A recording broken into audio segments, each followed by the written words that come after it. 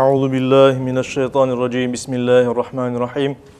Elhamdülillahi rabbil alamin ve salatu vesselamu ala rasulina Muhammed ve ala alihi ve ashabihi ecmaîn. Amma ba'd. Selamun aleyküm saygılı cemaat-i muslimin. Allahu Teala bu mübarek cuma gününde yapacak ibadetlerimizni, dualarımızı, niyazlarımızı en güzel şekilde kabul ve makbul eylesin inşallah. Bugün Hicri 1445. senesinin Sefer ayının 15'idir. Yani ayının yarısı da geçti.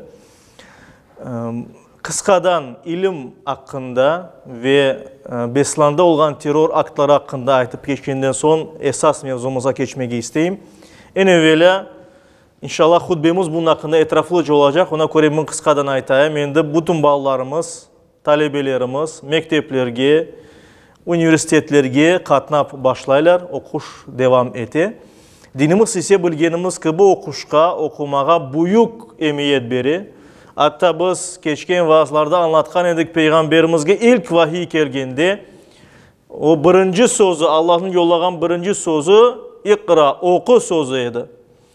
Dinini öğrenmek için, doğru yolunu öğrenmek için, faydalı şeylerini öğrenmek için gayret göstermek gerek, tırışmak gerek ve ilim olmak gerek. İlimnin nesilden nesilge geçmesi gerek elbet ve ona göre de kimde din ilmi ziyade olsa ya da insanlara fayda getirecek zanaat ilmi olsa bu insanlar zanaatı ilmi azca olan kimselerden daha hayırlıdır. Bunu Allahu Teala Kur'an-ı Kerim'de ozayta ve Peygamberimiz sallallahu aleyhi ve sellem de buyura. Bunun hakkında ayetlerini, hadislerini biz hutbemizde aytarmız inşallah. Bunun beraber saygılı cemaat-i muslimin biz bilemiz ki her yıl Beslamda olup geçken bu teraktlarının anma konu olarak böyle geçirilir ve ona göre de cuma namazlarında bunun hakkında dualar okula ve biz de inşallah bugün onun duasını yaparız. Allahu Teala böyle vakayalarını başımıza getirmesin. Bu dinimizin alakası hiç olmayan bir şeydir. Bunu Müslümanım degen kimseler becerseler de bu terörizm aktlarını dinimizden hiçbir alakası yok elbet. Ve şimdi ise esas mevzumuz Peygamberimiz Muhammed Mustafa sallallahu aleyhi ve sellem'in siyeri yaşayışıdır. Biz aytkan edik ki geçken vaazlarımızda Peygamberimiz 3 yıl ona Allah'ın emri kelgenden son, peygamberlik emri kelgenden son, Peygamberimiz 3 yıl gizli şekilde insanlarını İslam dinine çağıraydı, davet eteydi. Ondan sonra Allahu Teala öyle ayetler yolladı ki insanlarını dinge çağırmanasında soy sopundan başlayıp bütün insanlarını tenbiheli. Ve Peygamberimiz bunu yaptı. En başta soy sopunu, korantasını Benu Haşim oğulları olan emcelerini en yakın böyle korantasından, boyundan olan kimselerini toplayıp, onlara ziyafet verip, Peygamber olganını bir Allah'a çağırdı olanlarını, bir Allah'a inanmak gerek olanlarına aitti. İkinci keresi ise bundan sonra belli bir vakit sonra Safa tepesine çıkıp, anda Kabe yanında herkes ki bütün kabilege, bütün Mekke'de yaşayan insanlara seslenip onlarını dinge çağırdı. Dedi ki bu tepenin arkasında bir düşman ordusu var olganını aytsam ve onlar şimdi sizge hücum edecekler desem ne aytarsınız?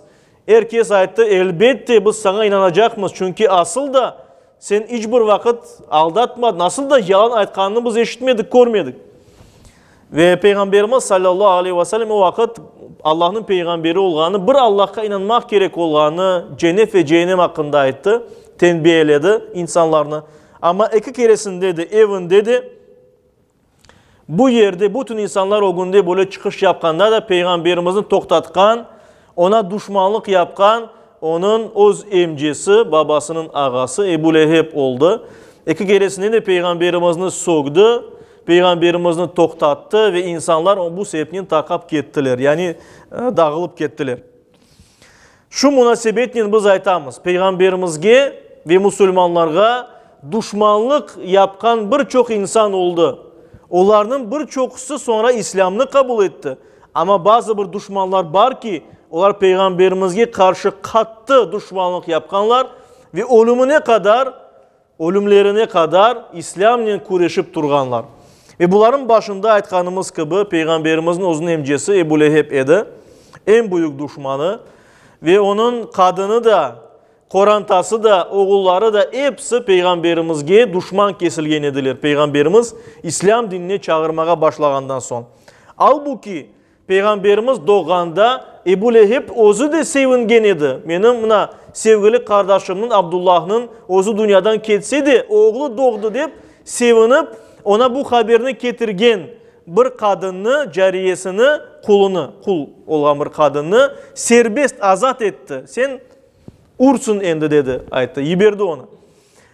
Demek ki böyle sevingen edi Peygamberimiz dünyaya gelmesine. Ve Peygamberimiz peygamberlik iddiasında olmaganca münasebetleri yaxşı edi. Hatta Peygamberimizin iki kızı Ebu Leheb'in iki oğlunun evli ediler.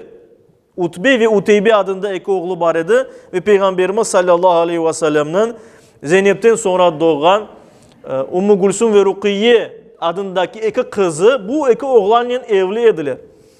Ve Peygamberimiz İslam dinini çağırıp başlagandan son Ebu Leheb oğullarını mecbur etti Peygamberimizin kızlarını boşamağa, onlardan ayrılmağa ve bundan sonra hep düşmanlık yaptı. Peygamberimizge karşı durdu ve hatta apayı Peygamberimiz sallallahu aleyhi ve sellem yürgen yollarında tikenler böyle taşlaydı ki Peygamberimiz basıp geçsin, yaralansın deyip. O kadar yani pahalılık yapaydı.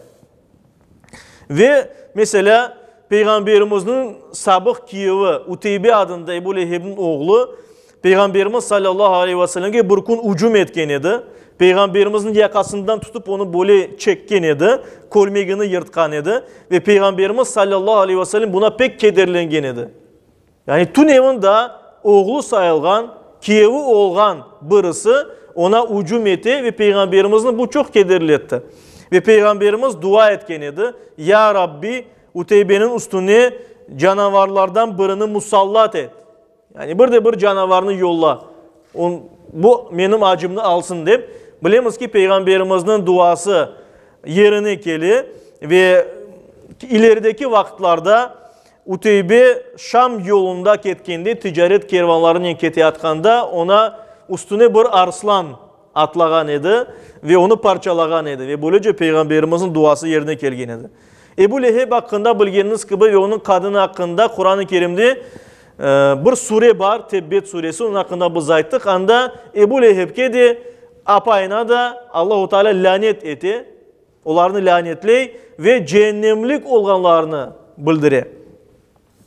Ebu Leheb'ten gayrı başka daha da Peygamberimizin amansız düşmanları peyda oldu. Onlardan birisi Amr asıl adı olgan ama Müslümanlar onu Ebu Cehil de bilgenleri kişidir. Ebu Cehil cahiliyetinin babası yani cahillikinin babası manasında en cahil insan manasında kullanılan idi. O Müslümanlara pek çok eziyet etti. Müslümanlara cenklerin açılmasının birinci sebepçisi o idi. Müslümanlar icret etkenden son Medine şehrini, o vakitleri onun adı Yathrib idi. İşte kim teşebbüs etti, geliniz onların rahat kaldırmayak cenk eteyik deyip buna işte Ebu Cehil yapkan idi. Ve o oz kolunyen birçok Müslümanlarını öldürgen idi İslam'ını kabul etkenleri için. Ve en birincisi de Ammar bin Yesir'nin anası Sümeyye'ni birinci şehit olgan kadın, birinci şehit olgan insanını o oz mızrağının böyle sançap öldürgen idi. Ve Ebu Cehil ise Müslümanlara açkan cenkte Bedir cenkinde Müslümanlar tarafından öldürülgen idi. Ve Bedir cenki olganda da Ebu Leheb de kederinde Müslümanlar yengenler deyip kederlenip böyle açulanıp yüzü kızarıp infarkt olup ölgen idi. Bilgenimiz gibi. Peygamberimizge düşmanlık yapkan başka kişiler de var idi. Onlarda mesela As bin Vail adında bir kişi. O kaysı taraftan belli.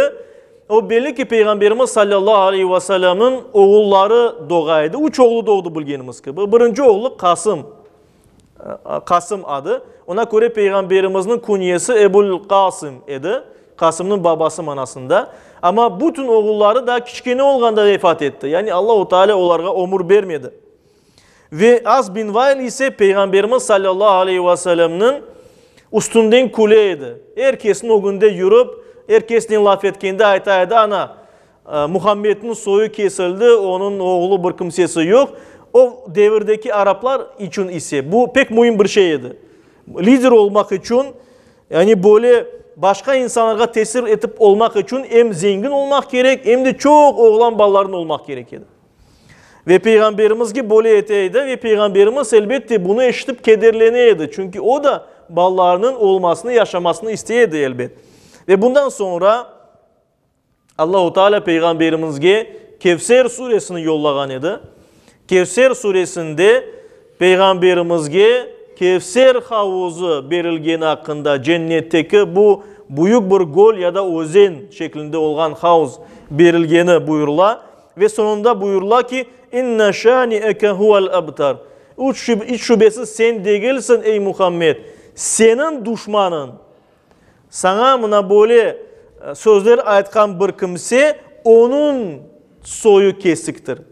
Onun soyu kesiktir ve gerçekten de öyle oldu. Onun soyu da kesildi. Bundan gayrı Peygamberimizge amansız düşmanlık yapkan da kişiler var idi. Bu müşriklerinin Kureyş kabilesinin büyükleriydi. Bunların arasında Umeyye bin Halef, Müslümanlarını pek kıynagan bir kimse, Utbe bin Rabia, Peygamberimizge Müslümanlara Bedir cenkinde karşı çıkan kimseler vesaire. Ve onlardan birçok kimse daha var idi. Bunu umumi olarak kaydetmek gerek. Biz bilemiz İslam dini buna hazır, bu dinge hazır olmayan insanlar için böyle kolay kolay kırması ağır bir şeydir. Yani bir din, yanı bir din, bir ideoloji peyda olganda senin o günde sen onu aman kabul edip olamaysın. Yani birçok adamlarının kabul etmelerine karşı bir sebepleri var idi. O sebeplerini biz aytar mısın? Ne için? Kureyş kabilesi aman İslam dinini kabul etmediler ama mesela Medine'de yaşayan Müslümanlar, insanlar onlar dingi tez kırgenler. Çünkü onun belli bir sebepleri var idi. Ve mesela büyükler var idi.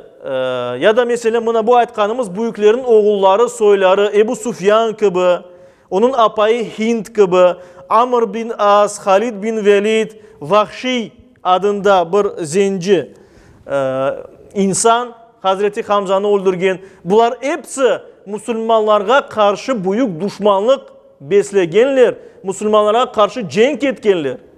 Ama sonradan bunların aytkanların hepsi Müslüman oldu. Ve samimi Müslüman oldu. Ve dinge hizmet ettiler. Biz bilemiz Ebu Sufyan da onun oğlu Muaviye, Hazreti Muaviye, Peygamberim babasından evvel Müslüman olgan idi ve Peygamberimizge Kur'an ayetleri kelgende yazdırgan birkaç sahabelden birisiydi Hazreti Muaviye. Ebu Sufyan da son balasının aytkan sözlerinin beraber son o da Müslümanlıkını kabul etti. Anası Hind de kabul etti. Amr bin As Habeşistan'a ketken edi Müslümanlarını kaytarıp onlarını cezalamak için. Mekke'ye kaytarmak için. Ama daha sonra İslam'ını kabul etti. Ozu Peygamberimizin yanına geldi. Daha sonra İslam'ın büyük liderlerinden biri oldu ve mesela Mısır'ın yani Yegipet degi memleketinin İslam dinine koşkan o oldu. Ya da Halid bin Velid Müslümanlarını mağlubiyetke uğrattı. Müslümanlarını yendi Uhud dağında. Uhud dağı yanındaki uruşta. Ama daha sonra Müslüman olgandan son Müslümanların başına ordularına geçkenden son ne kadar düşmanlarını yengen edi Allah için. İşte böyle farklı ayat olup geçken edi. Bazıları amansız düşman olup öyle de müşrik olup ketken ediler. Bazıları belli bir vakit geçkenden son Peygamberimizin doğru olganını anlap İslam dinine kirgenler ve büyük hizmetler yaptılar. Hatta Hind Ebu Sufyan'ın apayı Vahşi degen mızrakını yaxşı atkan, mızrak kapyo manasındadır. Kapyonu yani mızrakını yaxşı atkan bir kul olgan Vahşi'ni kara, zenci bir kulunu dedi ben seni azat ederim ve büyük para veririm. Eğer sen babamını öldürgen insanını Hamza'nı öldürsen. Ve kabul etti Vahşi. O vakit Müslüman değil idi evet. Bedir cenki, Uhud cenki sırasında Hazreti Hamza'nı öldürgen idi. ve Hind gelip onun vücudunu kesip cigerini çıkarıp o cigerini aşağıgan edi. Öyle olmayacak hareketler olgan edi. Ama sonra onlar da İslam dinini kabul etti. Hem Hind hem Vahşi. Ama Peygamberimiz sallallahu aleyhi ve sellem yanına Vahşi kelgenden son, İslam dinini kabul etkenden son Peygamberimiz aytdı. Sen İslam dinini kabul etkenin pek yaxşıdır ama seni korgenimde men emcem, sevgili emcem Hamza'nı öldürgenini akılıma getireyim. Ona göre sen benim kozumga korunma degen edi. Hazreti Hamza'ga, Vahşi'ge. Ve Vahşi Peygamberimizin kozuna hiç aslında korunmaydı. Ama daha sonra Peygamberimiz onun samimiyetini korup onu bağışladı ve Peygamberimiz sallallahu aleyhi ve sellem en sadık sahabilerinden birisi oldu. Hazreti Vahşi deyimiz biz ona. İşte saygılı cemaat-i Müslümin, İslam dininin yayılması elbette buna karşı çıkaydı Kureyş kabilesi ve bunun sebepleri bellidir. Sebeplerine girecek olsak saygılı cemaat-i Müslümin, en birincisi niye için kabul etmediler İslam dinini? Çünkü İslam dini sınıfi farklılıklarını yok eteydi. Dinimiz noktayı nazarından bir insan zengin mi, fukare mi, kul mu, azat mı, ne olsan ol, İslam dinini kabul etkenden son Allah katında sen birsin. Aynı akların var. Bu ise Kureyş'in büyüklerine gelişmeydi. Nasıl etip men dediler olar. Ve buna bu kul olgan kara adamlar nasıl bir olurmuz biz? Bunu kabul etmeyi istemeyediler. Biz en büyükmüz, biz en yaxşı insanlarımız dediler. Başka taraftan İslam dini er kişi ve kadın arasında olan farklılıkını yok etken idi. Dinimizge göre er kişi ve kadın kişi Allah tarafında, Allah katında teng birdir. Aynı akları var. Yani mal mülk sahibi olmak mümkünler, böyle ticaretle uğraşmak mümkünler, türlü başka hareketler yapmak mümkün. Evet, dinimizge göre vazifeleri biraz farklı. Kadın daha zayıf olganı için dinimiz kadını korçalay, er kişiye daha ziyade yükley. Ama insan olarak, Allah'ın kulu olarak dinimiz değil ki kadınlar, er kişiler teng, aynı derecede. Ve bunu kabul etmediler. Çünkü Kureyş müşriklerge göre kadınlar bir eşya kıbıydı, bir şey kıbıydı. Yani bir mal mülk, ne istesem onu yaparım kadının. Öyle anlayıştaydı. Bunu istemediler kabul etmeye. Çünkü düşünediler ki o zenginliklerini, o nüfuzlarını, hakimiyetlerini, saltanatlarını joyacaklar. Yani müşriklerinin büyükleri. Bundan gayrı biz bilemiz ikinci sebep olarak Mekke şehri Araplarının dini ve ticari merkeziydi. Kabe Hazreti Adem aleyhisselam vaktinden başlayıp yani dini bir cami olarak kurulgan idi. Birinci kurulgan cami. Ve Hazreti İbrahim, Hazreti İsmail peygamberler vaktinden beri hiç toktamadan insanlar anda geleydiler tavaf etmek için, hacılık yapmak için, ziyaret için. Ve ona göre de her taraftan adamlar geleydi ve hacılık mevsiminde anda büyük yarmalık yapılaydı. Yani şeyler satılıp alınaydı. Ve böylece büyük para kazanılaydı. Ve çokça insanlar gelsin hem ibadet etsinler hem ticaret etsinler deyip Arabistan'da ne kadar kabile olsa, ne kadar halk olsa hepsinin putlarından Kabe'nin içine koyganlar. Yani herkes gelsin os putuna tapınsın deyip. Os idoluna tapınsın deyip. Ve Kureyş'in büyükleri, Kureyşliler düşünediler ki eğer şimdi biz yeni dinge geçsek, bu putlar yok olsa hepsi kim gelecek bizge mında Mekke'ye? Bir kimse gelmez, biz ticaret etip olamayacakmız, nasıl yaşayacakmız? Bilgenimiz gibi Kur'an-ı Kerim'de aytıla Mekke'de etrafında anda aman bir ziraat bir şey yoktur. Bir şey saçmağa, bir şey elde etmeye çare yok. İnsanlar hayvancılıkla, ticaretle uğraşırlar. Eğer ticaret olmasa biz bilemiz en zengin Mekke insanları tacirler idi, bazirganlar, alıp satkan kimseler idi. Eğer insanlar gelmesi yok olacak bizim zenginliğimiz, bir kimse gelmez, itibarımız kalmayacak deyip düşünüyorlar ve ona göre kabul etmeyi istemeyediler İslam dinini. Ama biz bilemiz ki yani İslam dini kabul etkenden sonra bu öyle de olmadı ama düşüngenleri gibi. Tam tersine oldu. Daha da ziyade insan Mekke'ye hacılıkka barmağa başladı. Bundan sonra Araplar öyle bir şekilde yaşaydı ki saygılı cemaat-i Müslümin. 1000 yıllar boyunca os böyle içinde kavrulup yaşayan os adetlerini kör körani kutken insanlar idi. Yaxşı yaman bizim adetimiz var. Nasıl babalarımızdan korsek, dedelerimizden korsek öyle yapamız diyediler. Ve zararlı bir şey olsa da onu yapıp duraydılar yani. Ve kormayediler bu zararlı şeylerini. İnşallah bunu daha da etraflıca gelecek vaazlarımızda anlatırız Allah nasip etse. Bugünlük ise saygılı cemaat-i Müslümin Allah-u Teala birbirimizge Peygamberimizin hayatını öğrenmege, Peygamberimiz gibi olmağa, Müslümanca yaşap, Müslümanca son nefesimizni vermege nasip eylesin. Amin.